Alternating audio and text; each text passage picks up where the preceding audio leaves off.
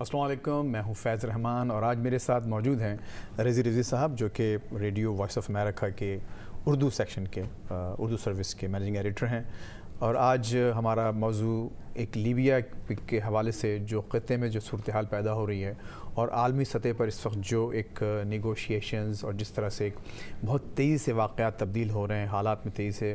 تبدیلی پیش آ رہی ہے، تو اس کے حوالے سے رضی صاحب کیا کہتے ہیں اور کس طرح سے اس پوری صورتحال کو دیکھ رہے ہیں، دیکھتے ہیں۔ ویلکم رضی صاحب۔ شکریہ۔ یہ بتائیے کہ پہلے تو ایسا لگ رہا تھا کہ UN ریزولوشن ایک بہت ہارم لیس اور ایک بہت ہی بنائن سی ایک ریزولوشن ہے جس کا مقصد صرف وہاں کے مظلوم عوام کو، لیبیا میں جو لوگ صدر قذافی کے حملوں کا نشانہ بن رہے تھے، ان حملوں سے ان کو بچانا اور انسانی جانوں کا جو ضیاع ہو رہا تھا اس کو روکنا۔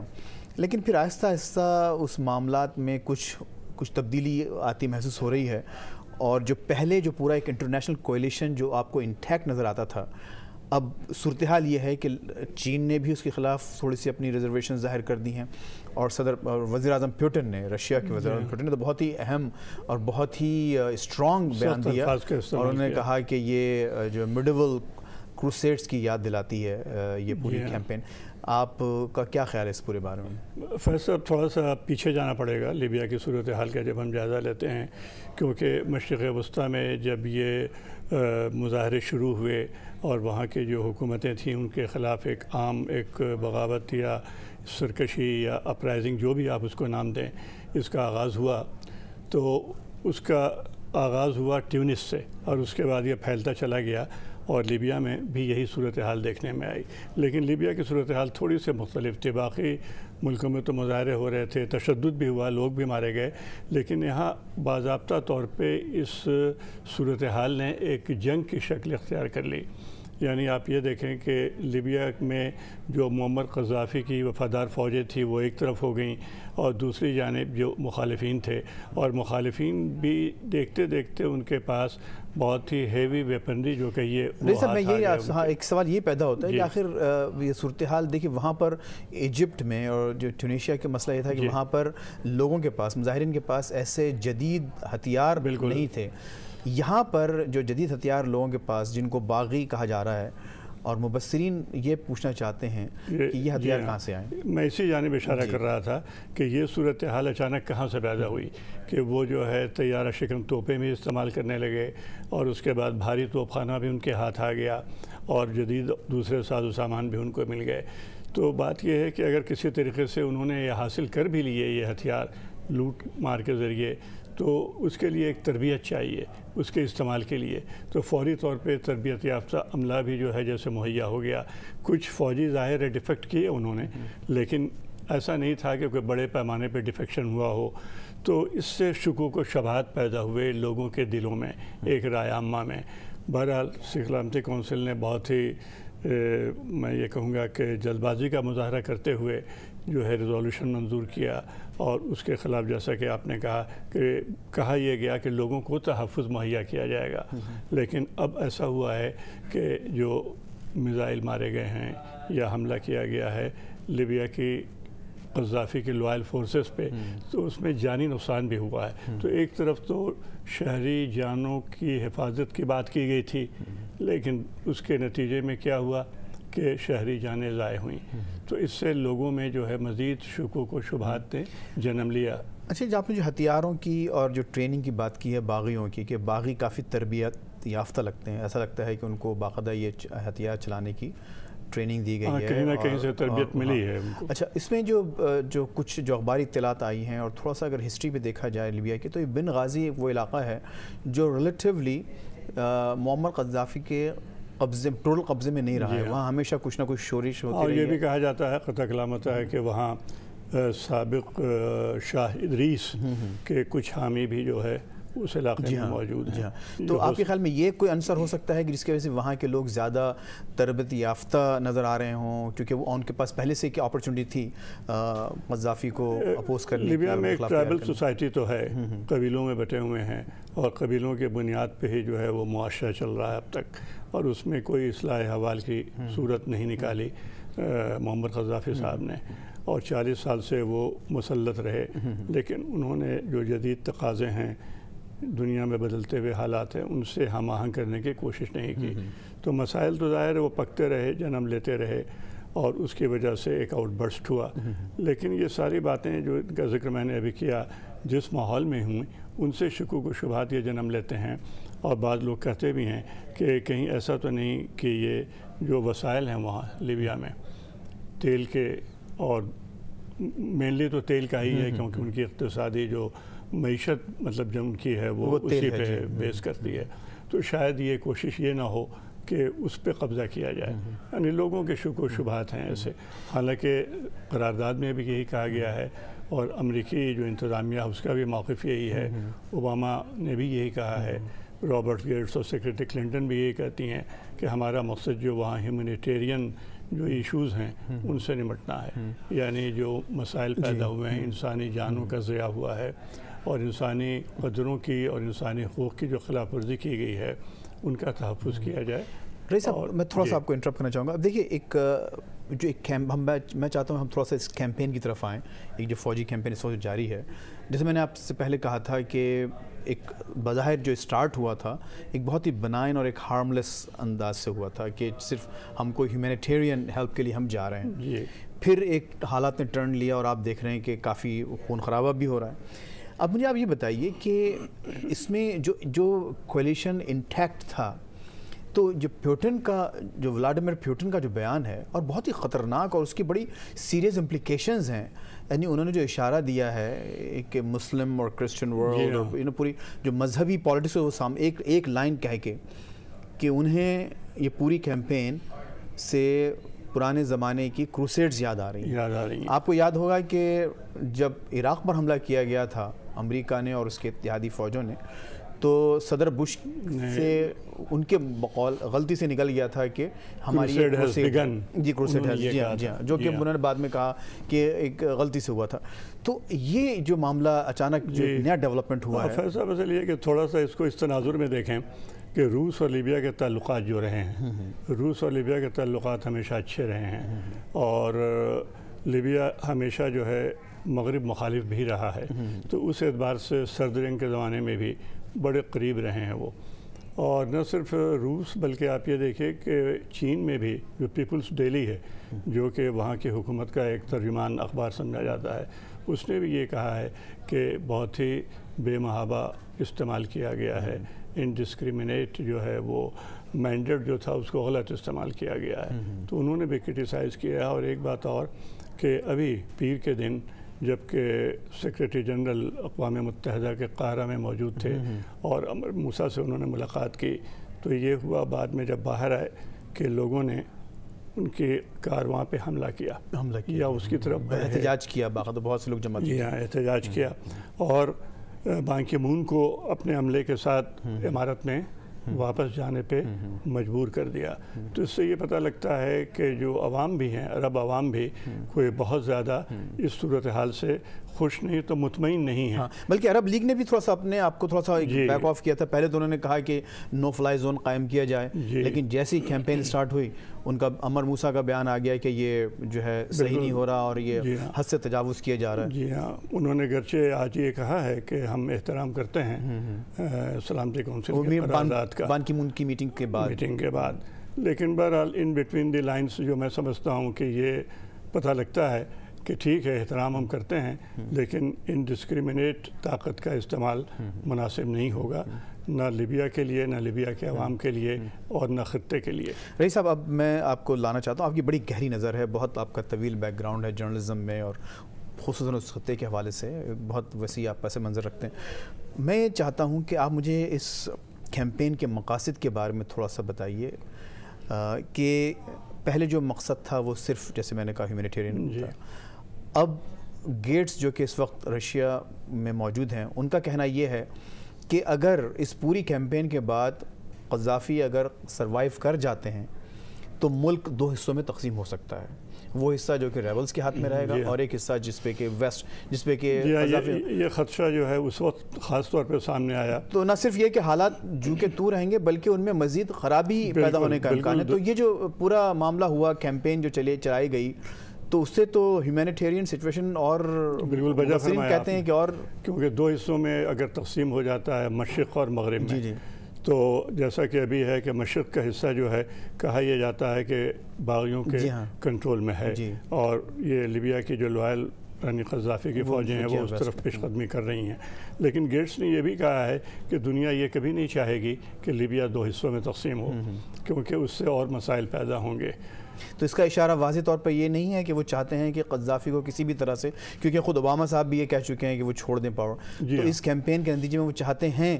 کہ معمر قذافی اقتدار سے ہٹا دیا جائے یا اقتدار سے ہٹ جائیں، سبکدوش ہو جائیں. تو یہ آپ کے خیال میں مینڈیٹ کے مطابق ہوگا، یو این کی ریزولوشن کے مینڈیٹ؟ لیکن ساتھ ہی انہوں نے یہ بھی کہا کہ قذافی ہمارا ٹارگٹ نہیں ہے، یعنی ہم ان کو زبردستی ہٹانا یا مارنا نہیں چاہتے. تو یہ ہے کہ یہ مینڈیٹ کے مطابق تو نہیں ہوگا، لیکن صورتحال اس طرح بن رہی ہے کہ بہتر یہ ہوگا کہ قذافی صاحب جو ہے وہ خود ہی حکومت جو ہے وہاں کسی اور کے حوالے کر دیں، سفارتی دباؤ یا فوجی دباؤ یا اقتصادی دباؤ ڈالا جائے کہ وہ صلح پہ آمادہ ہو جائیں. اور ایک جیسے صورتحال پیدا ہوئی تھی مصر میں کہ حسنی مبارک شروع میں تو بہت ڈٹے رہے اور سخت بیانات دیتے رہے، لیکن بعد میں ان کو احساس ہوا اور انہوں نے جگہ خالی کر دی عمر سلیمان کے لیے. تو یہاں بھی کوئی متبادل صورتحال ایسی پیدا کی جائے کہ لوگ جو مارے جا رہے ہیں یا ایک جو فضا بنی ہے خانہ جنگی کی، تو وہ فضا جو ہے ٹھیک ہو جائے اور وہاں امن و امان کی صورتحال پیدا ہو. اگر فرض کیجئے کہ قذافی یہ بیان دے دیتے ہیں اور یہ ایشورنسز دے دیتے ہیں کہ وہ سروائیو کرتے ہیں اور اس کے بعد وہاں خانہ جنگی نہیں ہوگی، وہاں لوگوں پر ظلم نہیں کیا جائے گا، وہ اپنے لوگوں کو نہیں ماریں گے، تو کیا انٹرنیشنل کولیشن ان کو پاور میں رہنے کی اجازت دے سکتا ہے آپ کے خیال میں؟ میرے خیال میں نہیں، کیونکہ اب صورتحال جو ہے بہت آگے چلی گئی ہے اور یہ اسٹیٹس کوز جو ہے وہ تسلیم نہیں کیا جا سکتا کہ قذافی پاور میں رہیں، جبکہ جس کو کہتے ہیں بعد از خرابی بسیار، یہ صورتحال تسلیم نہیں کی جائے گی کہ اتنے خون خرابے کے بعد قذافی چمٹے رہیں. اور مسلم ورلڈ میں جو ریئیکشن ہو رہا ہے اور جو کہا جا رہا ہے کہ یہ ایک اگین خود پیوٹن نے اس کو کسی حد تک ہوا دینے کی اور بھڑکانے کی کوشش کی ہے کہ اگین کوئی اسلام کے خلاف، مسلمانوں کے خلاف کوئی جنگ. مسلم دنیا کا مسئلہ یہ ہے کہ جو لوگ اقتدار میں ہیں وہ ایک طرف ہیں بیشتر ملکوں میں، اور عوام ایک طرف ہیں. ان ملکوں میں بھی جہاں سو کال ڈیموکریسی ہے وہاں بھی بڑا بودھ ہے عوام میں اور رولنگ کلاس میں. تو عوام جو ہے میں یہ سمجھتا ہوں کہ یہ پوٹن کا جو اسٹیٹمنٹ ہے اس کو بہت زیادہ گہرائی میں جا کے اس کو دیکھیں گے، اور پہلے ہی ایک اینٹی امریکنزم کی جو فضا ہے اس کو ہوا ملے گی، جس کی جانب خود یہاں کے تجزیہ کار بھی اشارہ کرتے ہیں. اور اسی لیے اوباما نے بار بار کہا ہے کہ ہمارا مقصد جو ہے وہاں جو ہیومینیٹیرین ایشوز ہیں، جو ہیومن رائٹس کے ایشوز ہیں، ان کو حل کرنا ہے، ان سے نمٹنا ہے. اور ہمارا کوئی ارادہ ایسا نہیں ہے کہ ہم گراؤنڈ فورسز بھیجیں یا ان کے ملک پہ قبضہ کریں، ایسا کوئی ارادہ نہیں ہے، بلکہ بین الاقوامی قوانین کے تحت لوگوں کو تحفظ فراہم کیا جائے. یہی مینڈیٹ ہے اور ہم یہی چاہتے ہیں. کیونکہ اگر کیونکہ اگر لیبیا میں صورتحال اور خراب ہوتی ہے تو وہاں کھل کے خانہ جنگی شروع ہو جائے گی. اس بات کا احتمال موجود ہے، پوٹینشیل موجود ہے. اور ایک مرتبہ خانہ جنگی شروع ہو گئی تو پھر آپ سمجھ سکتے ہیں کہ پورے علاقے کے لیے صورتحال کیا بنے گی. اور ہیومینیٹیرین ایشو کا آپ نے ذکر کیا تھا، اگر یہ پرولونگ کرتا ہے یہ معاملہ تو ہیومینیٹیرین کرائسس بھی شروع ہو سکتا ہے، اس لیے کہ لیبیا میں 70% سے زیادہ کھانے پینے کا سامان جو ہے وہ امپورٹ کیا جاتا ہے، تو وہ متاثر ہوگا. تو اس کا جو امپیکٹ ہے وہ ظاہر ہے لوگوں پہ پڑے گا اور ایک ہیومینیٹیرین کرائسس پیدا ہو سکتا ہے، اور اس کے لیے پھر ایک نئے سرے سے بین الاقوامی جو ہے طاقتیں ہیں ان کو اقدامات کرنے پڑیں گے. تو میرے خیال میں اس کا متحمل نہ یورپ ہو سکتا ہے نہ امریکہ ہو سکتا ہے. رضا صاحب، ایک آخر میں میں آپ سے جو سوال پوچھنا چاہتا ہوں، تھوڑا سا ایک فلسافیکل سمجھ لیجیے آپ اس کو، یہ ہائپوتھیٹیکل سمجھ لیجیے کہ یہ جو ایک بین الاقوامی سطح پر ایک مثالیں قائم کی جا رہی ہیں، پریسیڈنٹ سیٹ کیے جا رہے ہیں کہ اگر کسی ملک کے اندرونی معاملات میں اس طرح سے کوئی ہو تو بین الاقوامی قوتیں ایک چھوٹی سی کسی ریزولوشن کا سہارا لے کر وہاں رجیم چینج اور وہاں اس کی ساورنٹی کو بھی چیلنج کر سکتی ہیں. تو اس سے آپ کے آنے والے عالمی حالات پر کیا دیکھ رہے ہیں؟ کس طرف ٹرینڈز جا سکتے ہیں؟ کیا اس کے بعد کوئی اور ملک بھی ایسا ہو سکتا ہے جہاں کے بہانہ بنا کے ہم پہنچ سکتے ہیں اور کہہ سکتے ہیں کہ بھئی یہاں پر ہیومینیٹیرین خود چائنا بھی ایک چائنا کے لیے، کیونکہ چائنا میں خود ویسٹرن پاورز ملک جو ہے کافی کہہ جاتی ہیں کہ ایسی بڑی طاقتیں بھی کچھ حصہ بن. بہت اہم بات کی جانب آپ نے اشارہ کیا، کیونکہ بین الاقوامی حالات جس طریقے سے ترتیب پاتے ہیں، جس طریقے سے آگے چلتے ہیں، ان میں اگر یہ عنصر داخل ہو گیا کہ مائٹ از رائٹ، تو پھر جو ہے یہ عالمی امن کے لیے ایک غلط میسج جائے گا اور ایک انارکی کی صورت پیدا ہو جائے گی عالمی سطح پہ کہ بھئی جو طاقتور ہے اس نے اپنا ایک گروپ بنایا ہے اور اس کے بعد جو ہے ایک مخصوص ملک کے خلاف کوئی بھی بہانہ یا ہیلہ جوئی کر کے کارروائی کر دی، تو اس سے پھر جو ہے ایک نظام درہم برہم ہو جائے گا. میں اس کی ایک وجہ بھی آپ کو بتاؤں، چونکہ جو مسلم ممالک میں جو کہا جا رہا ہے، جو آپ تبصرے اور جو خبریں آپ پڑھتے ہیں، جو مضامین لکھے جا رہے ہیں، اس میں یہ کہا گیا کہ جب عراق پہ جب گلف وار، پہلی جو گلف وار تھی جو کہ کویت نے عراق پر حملہ کیا تھا، تو اس وقت یہ کہا گیا تھا کہ وہ کویت نے خود لوگوں کو انوائٹ کیا تھا، کچھ لوگوں نے، صدام حسین وہاں گیا اور اس کو بنیاد بنا کر اس کو حملہ کر کے وہاں جو کچھ بھی کیا گیا. پھر اس کے بعد ایک فالس پریٹنس پہ ایک غلط بات جو کہ اب دنیا کے سامنے ہے، ویپنز آف میس ڈسٹرکشن کا بہانہ بنا کر عراق کو پر حملہ کیا گیا، صدام حسین کو ہٹایا گیا، ہینگ کیا گیا. اس سے پہلے افغانستان کا جو معاملہ ہے، افغانستان کے بارے میں یہ کہا جاتا ہے، جو کہ وہاں کے مبصرین یہ کہتے ہیں، مسلم ورلڈ کے خصوصاً، کہ افغانستان کا براہ راست تعلق 9/11 کے حملوں سے نہیں تھا، لیکن ایک ملک ان حملوں کی وجہ سے تباہ ہوا کیونکہ کچھ لوگ وہاں چھپے ہوئے تھے یا اسامہ بن لادن کو انہوں نے. تو کچھ چیزیں ایسی ہیں جو کہ یہ کہا جا رہا ہے اور لوگوں کی یہ خوف ہیں کہ جس پر بھی حملہ کرنا چاہتی ہیں بین الاقوامی قوتیں، وہ کوئی نہ کوئی جواز پیدا کر سکتی ہیں. اور یہ ایک سوورنٹی کے لیے، اور خصوصاً جیسے کہ چائنا نے آج اپنے بیان میں کہا ہے کہ UN چارٹر کے لیے یہ ایک خطرہ ہے اس قسم کی پریکٹس. بالکل صحیح ہے. آپ نے کہا جیسا کہ دراصل اب حالات بدل رہے ہیں، لوگوں میں شعور پیدا ہو رہا ہے، اور یہ گلوبل ٹیلی کمیونیکیشن یا انفارمیشن کا نیٹ ورک جو ہے وہ تبدیل ہو چکا ہے. اس کی صورتحال، لوگ زیادہ جو ہے باشعور ہیں، تو اگر ان پہ یہ امپوز کیا گیا کسی قسم کا نظام یا کوئی کلچر یا اپنی منمانی کر کے، تو وہ ریزسٹ کریں گے، اور ابھی نہیں تو اگلے 10 سال میں، 15 سال میں اس کے ریپرکشنز جو ہیں دیکھنے میں آئیں گے. تو ضرورت اس بات کی ہے کہ جس کو کہتے ہیں کہ لیو اینڈ لیٹ لیو، کہ جو چھوٹی طاقتیں ہیں یا چھوٹے ممالک ہیں، کمزور ممالک ہیں، یا وسائل کے اعتبار سے کمزور ہیں، یا وسائل ہیں لیکن دوسرے معاملات میں جو ہے ان کو طاقت حاصل نہیں ہے، تو ان سب کا بھی خیال کرتے ہوئے سب کو ساتھ لے کر چلا جائے اور ایک ایسا بین الاقوامی نظام ترتیب دیا جائے جہاں کے جو لوگ جو کہ پیچھے رہ گئے ہیں ان کو بھی آگے لایا جا سکے، اور جو بڑی طاقتیں ہیں وہ بھی ان کے مفادات کا بھی تحفظ ہو، اور چھوٹے جو ممالک ہیں، چھوٹی اقوام جو ہیں، ان کی بھی جو سیلف ریسپیکٹ ہے، ڈگنیٹی ہے، اس کو بھی ٹھیس نہ لگے، اور وہ بھی محسوس کریں کہ وہ بین الاقوامی جو دھارے میں شامل ہیں، اور بین الاقوامی یا ایک عالمی جو ایک گروہ ہے، گروپ ہے، اس کے ساتھ وہ بھی چل رہے ہیں، ترقی کر رہے ہیں. تو ان کو یہ احساس ہونا چاہیے. تو جب تک ان کو ایک سیلف ریسپیکٹ، ڈگنیٹی، اس کا احساس نہیں ہوگا، ان کے ساورنٹی کا لحاظ نہیں کیا جائے گا، تو اس سے بدگمانیاں بڑھیں گی، خلیج بڑھے گی، اور ہو سکتا ہے کہ ابھی